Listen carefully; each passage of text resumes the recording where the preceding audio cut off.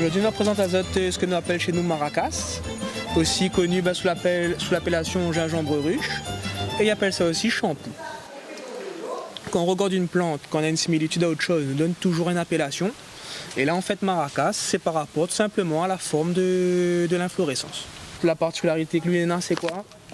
Quand on a la pluie, en fait, l'eau cale à l'intérieur des bractées. Du coup, quand on appuie dessus, mais qu'il passe des vois, l'eau sort dedans. Et en fait, quand on sent ce lot-là, l'eau a tendance à bonifier dans le temps. L'eau, il prend un peu l'odeur du gingembre. Du coup, shampoo, shampoing.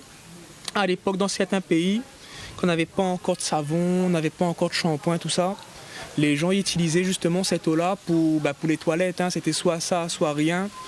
Du coup, le choix pour eux l'était fait. Pour les bonnes feuilles, quand on regarde bien, déjà visuellement, feuilles gingembre. C'est la même famille gingembre, famille curcuma, cardamome. La seule différence, c'est que quand on regarde la tige, en termes de taille, si vraiment d'un milieu bien humide, bien arrosé, la tige va faire quasiment 2,50 m. Ça, c'est une plante que l'originaire de Thaïlande, originaire de Malaisie, tout ça.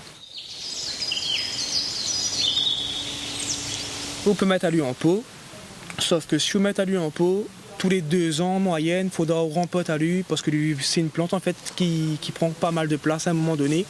Du coup, on rempote, on recommence. Et après, si vous mettez à y en terre, tous les ans, on a un entretien annuel pour faire, on coupe les tiges, ça va, il repousse.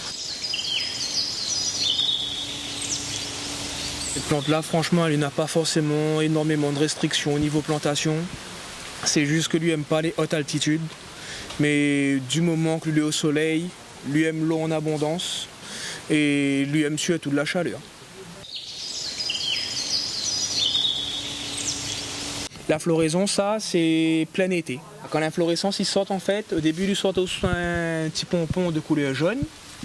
Après, au fur et à mesure, l'inflorescence dure quand même pas mal de temps. L'inflorescence, il dure au moins 3-4 mois, s'il n'y a pas plus.